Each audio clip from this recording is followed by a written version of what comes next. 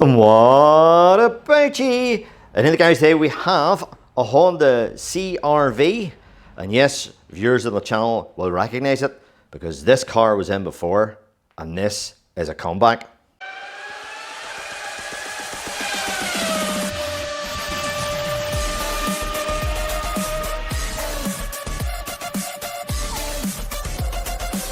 So yeah, this car's been in before.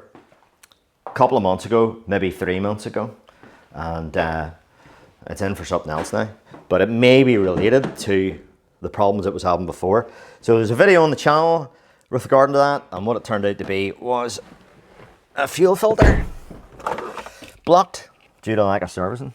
Found another couple of things too, which I'll point out. So anyway, let's have a look. So we are on 123633 and our DPF light is on. That's what the customer's complaint is, and it's down on power, so it sort of doesn't go above 2,500 RPM. But anyway, we can see this is the video that I posted at the time, maybe 3 months ago, as I was saying, P0304 cylinder misfire. So we found that was a fueling issue. I'll just zoom out again. And at the time, so this is the video on YouTube. This is how I know the mileage at the time was 122,469. So it's now sitting at, what did I say it was? 123,633. So he's done about 1,100 miles in it. So in the previous video and the last time this car was in, the car was hard to start. It was running very badly, and we found the fuel injectors were compensating to their limit, and we were nearly at the stage of pulling the injectors out and getting them tested. But we found that the fuel filter, which resides down there, was totally blocked, and it took a while to get the injectors to relearn. But what it didn't have in that video, because it only came to light after I posted that video, was there was a crack in this boot. So the crack was way below here, way below here, you know. You couldn't see it, and you would have had to take the boot off and, you know, sort of pull it apart to see the crack. So I have a picture of it. And the significance of that is, you know, it was able to draw in secondary air after the MAF sensor.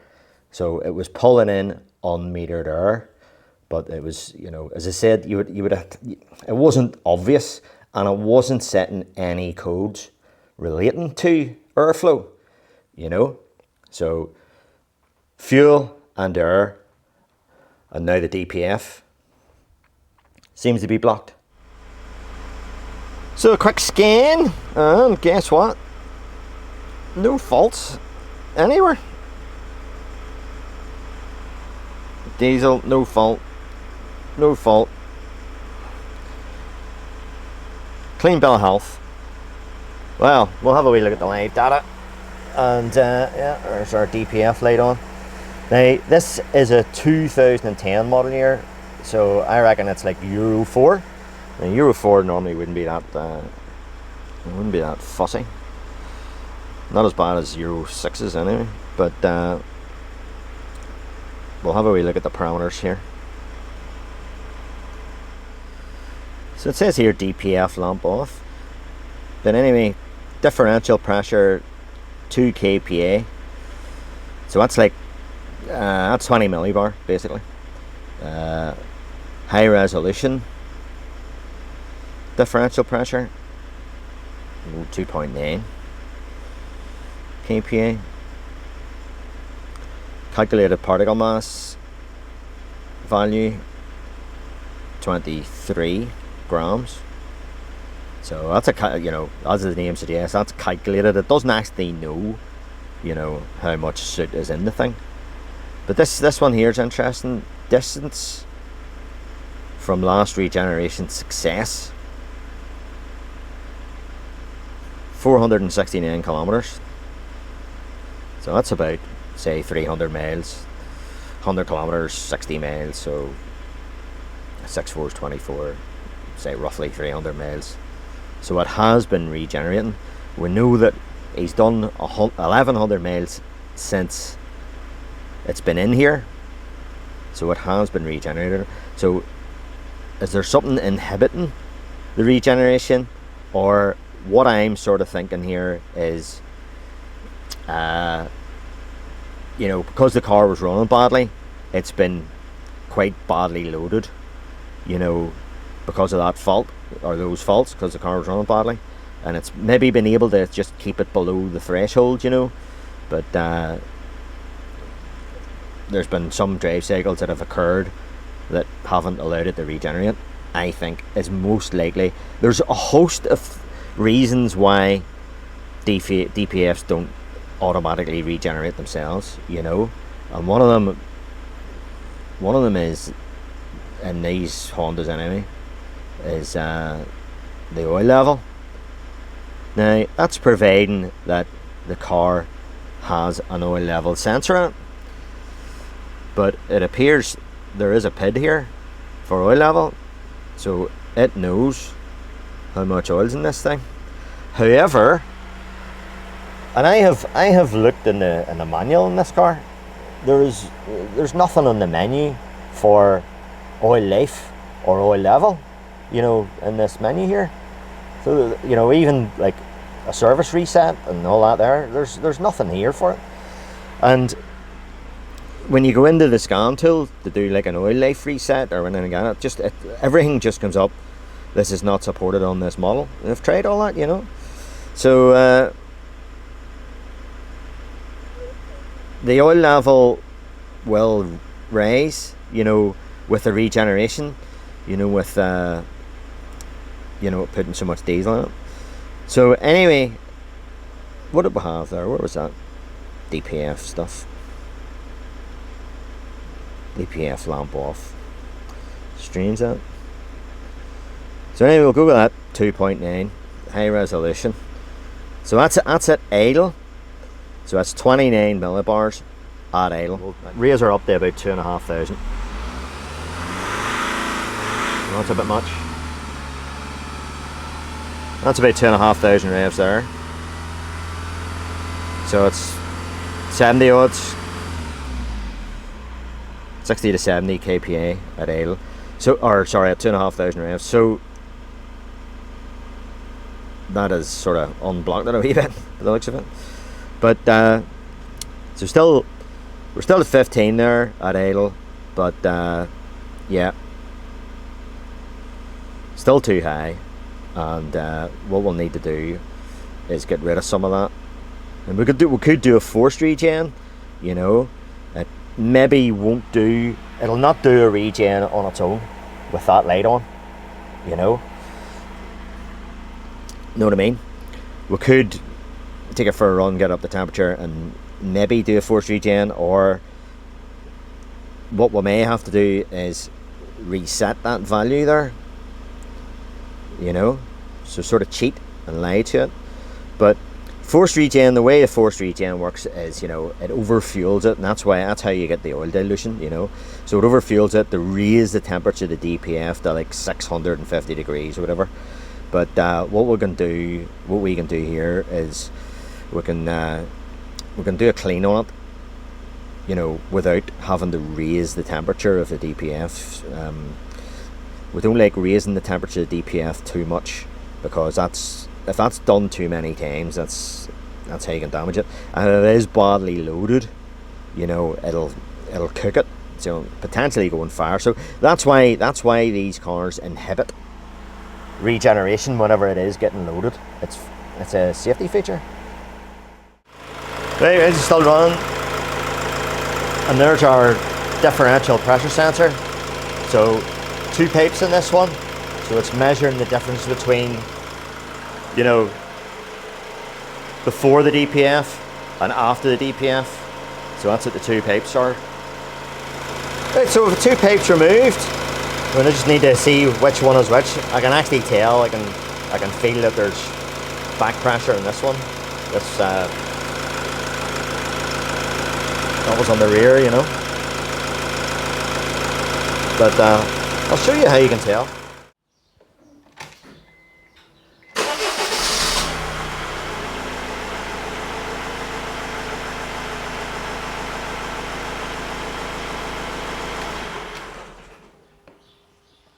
But what I like to use is one of these digital manometers here, and you can buy these on eBay for, I think I paid 20 quid for this, and that's into the positive side, so that's for positive pressure. If it's at the millibar, and if it's not sitting at 0, if it's maybe reading atmospheric pressure or something like that, you press the hold button and it does a calibration, you know, to reset it to 0, you know.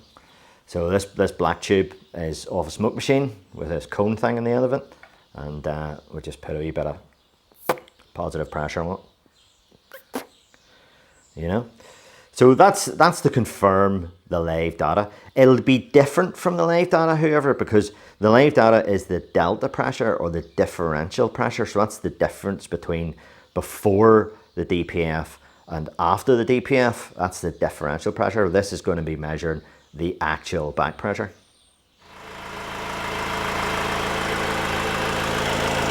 So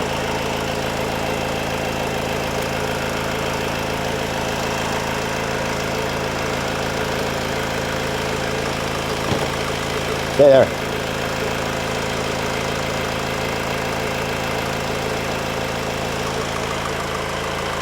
So that's clearly an idle, and it's measuring 15 millibar.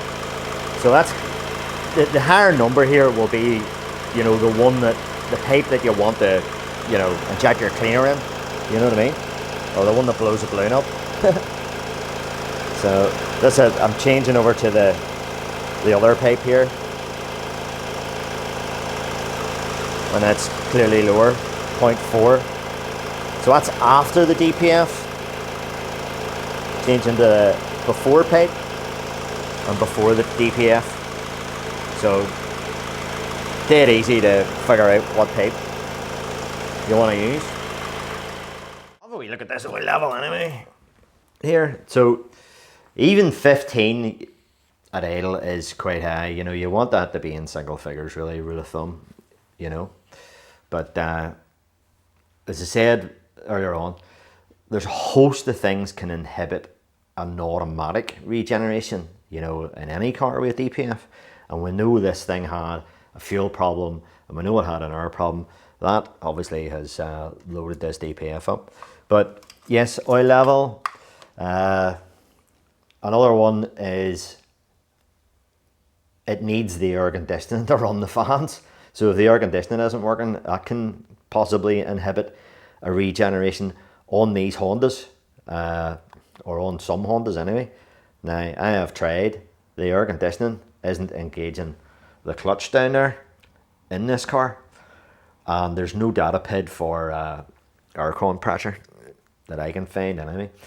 So the information's a bit scant in this 2010 car, you know. So let's have a wee scally at this. Oh, she's well up. So there's our max there. So she is above it, and then there is this other wee scrape mark on these. You see that wee scrape mark thing? So some say you should have the oil level at that, and that is to allow for, you know, whenever it does do a generation, it allows for the oil level to go up. You know what I mean? And then not get dangerously high. So you see that wee scrape mark? That's on it. It's just on that side. So not the holes, but the scrape mark. If we're in focus.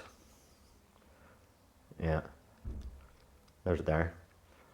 So we'll maybe suck a wee bit, you know, we'll suck a wee bit of oil out and bring it down towards that wee scrape mark. We'll do an on-car clean here, and this is a product that I have been experimenting with. It's basically an alkali, and this is a concentrated alkali, and we want to use a wee drop of it. So there's 100 ml in there, and what we do is we'll fill that up with warm water to get it to mix. So there's loads of commercial available products for doing on-car DPF cleaning. Some, you know, you put in with, it's like an aerosol can, you know, and it sprays in a foam and you leave it in it, let it soak in, you know, and then take it for a drive. Stuff like that. It all helps. It depends how badly loaded it is. You know what I mean? If it's really, really choked up, you know, that mightn't work. Or you might have to do it a couple of times or whatever, you know. But this is, as you can see, totally unbranded. We're not promoting any products here at all. So yes, an alkali. Use an alkali for getting rid of soot, and if it's ash, you're looking to just mixing that up there. If it's, and we'll let that cool down. Just making sure the warm water so it mixes.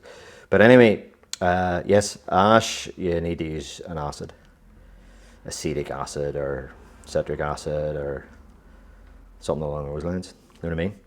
So that's why you maybe see some commercial products that do it in 2 stages, because clearly you cannot mix an alkali and an acid. You can't have them in the same container. They don't mix.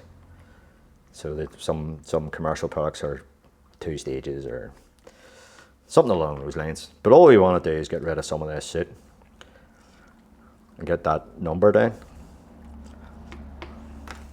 Applying this fluid on its own in the DPF isn't going to do very much. You know, if you got one of the commercial products that is in liquid form, not the spray foamy ones, if you got something like that in liquid form and just chucked it into the DPF, well, it's just going to run out the exhaust. It's not going to do anything. So it needs to be agitated. It needs to be aerated, and that's why we use these guns. You know, so this gun that I have is actually a copy of this gun, which is a cavity wax gun, and that's a SATA HRS gun. However, these things here can run, you know, 10 bar full pelt of your air compressor. However, a commercially available gun that is designed for DPF cleaning has a 5-bar restrictor on it. See that wee brass thing there? So that's a 5-bar restrictor on it. So you can, you know, plug it straight into your compressor, but you know that will regulate it. So I have a 5-bar regulator on this here to bring that down to 5-bar for the application of this. And again, I've made up a hose just to do that. Right, we have that mixture decanted into the gun here. We'll see what I'll just show you what it looks like.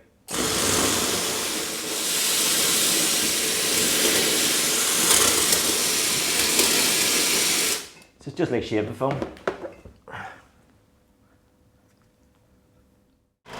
Right, so we're going to apply with this with the engine running.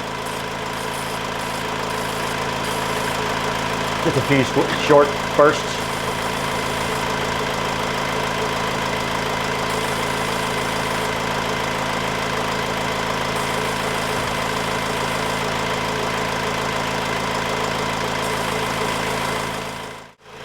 So after a wee while of that,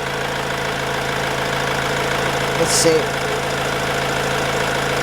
still feel a bit of back pressure there, so we'll get the whole lot into there.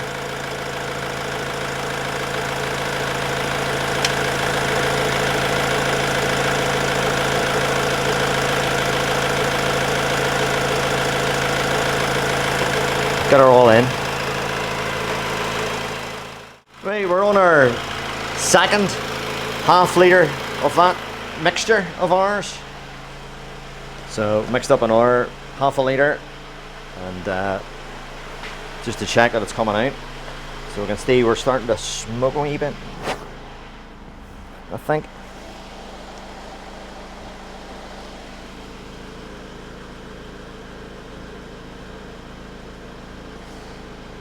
That's a good sign, like that.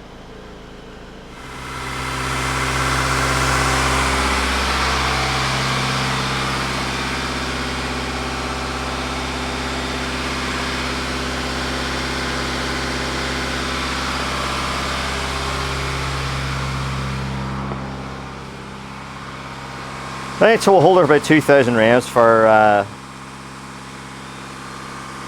about 10 minutes. blow all that out of her.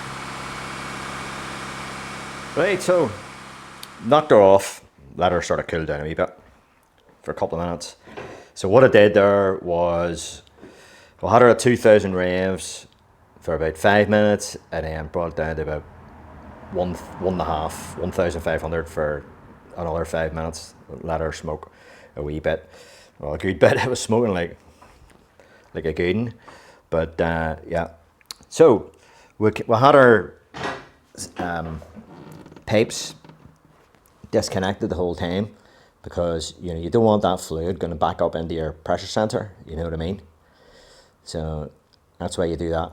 The other reason that I maybe forgot to mention this, the reason why I was doing it with putting that fluid in with the engine running, is because this DPF is just here, so it's very close to the manifold, very close to the cylinders. So you don't want that fluid to go into the cylinders, hydrolock it. So I'm wanting that fluid in, and the reason why I was just doing bursts initially is so that the exhaust gases are pushing it through. You know, so you're using the engine to push the fluid into the thing, you know. If the DPF is downstream, you know, you could just fill it up, you know, with the engine not running, and it's more effective then, you know, doing it that way. So that's why I had to use sort of 2 doses, I think. So our back one there is our is the one we're after. So we're gonna check our back pressure now at idle. Get it into there.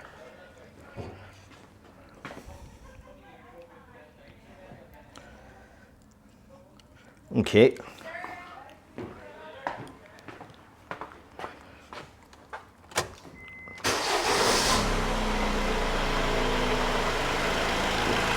Still in there, okay?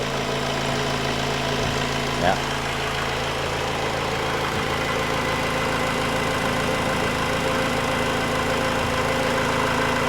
.3 millibar, 4 millibar. Perfect. That is perfect. So single figures, that's probably about as low as you'll get it, you know, but below 10 at idle, brilliant.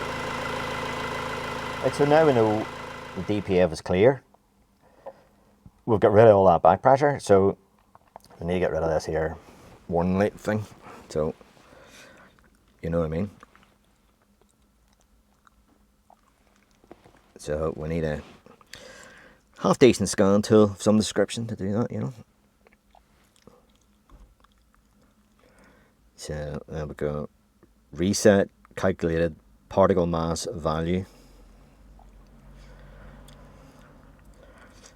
So this is on other cars and stuff like that. It's maybe says something about, you know, a DPF replacement or something like that.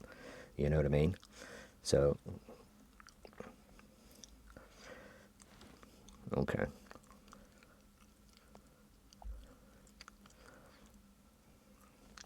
Press OK.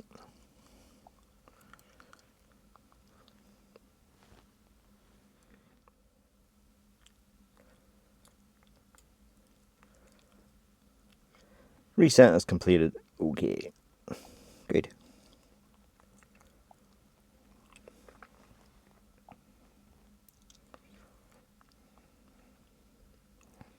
We'll just check that.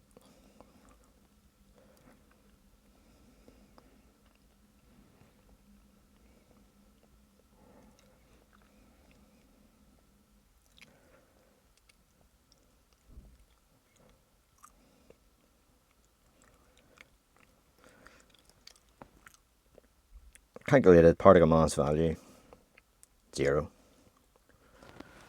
So that should be out laid out, eh? And it is. Something else I forgot. Another wee thing that we need to maybe keep in mind on when you're looking at your data, you know, for DPF regeneration, automatic, you know, for the car to do it, you know, automatically itself, the engine needs to be up to temperature. So the engine needs to be capable of getting up to temperature. So if, say, you have a stuck open thermostat or something, that's, you know, I'll not throw any fault codes or anything, you know what I mean? So, but your engine will, you know, it'll take donkey's ages, like, it'll maybe never get up to temperature, especially in cold weather, and it won't do a regen because you know the engine isn't warm enough. And yeah, so when you look at through your data pads, it's worthwhile checking that your engine's capable of getting up the temperature. So you know a lot of people say, you know, you're doing short runs and you know your DPF won't regenerate with short runs. That you know, that's not wrong. That's correct. But the reason why it can't do it in short runs is because it's not getting up the temperature. You know what I mean?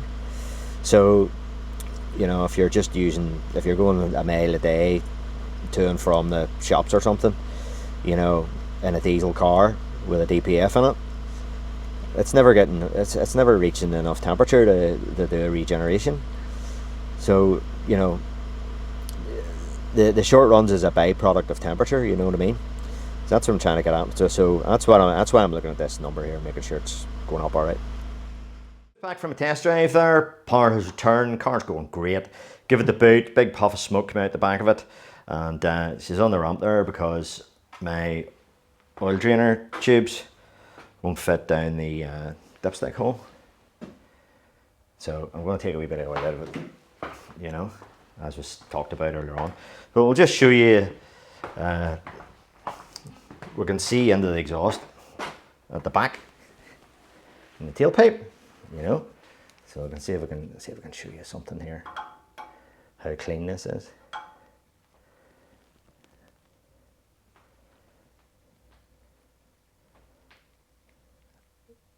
So that's going to come up there. You can nearly read the writing at the back in the silencer box there. So that's how clean that's brought that up. It's like a new exhaust inside it almost. Anyway, right. So I'll just have to say that stuff I'm using is I'm not promoting any products on this channel regarding DPF cleaning. There are loads of products available on the market, all different brand names. You see people on YouTube promoting different brand names and all that. I'll carry on. I'm not doing that. What you use is up to you. Some of the guys, those who know what that is that I'm using, because I've told them. And if you don't know already, I'm not going to tell you. So that's it. But that's it for this video. And maybe you got something out of it and things that I talked about there, and you know how I went about that. So many thanks for watching as ever, and all the best, and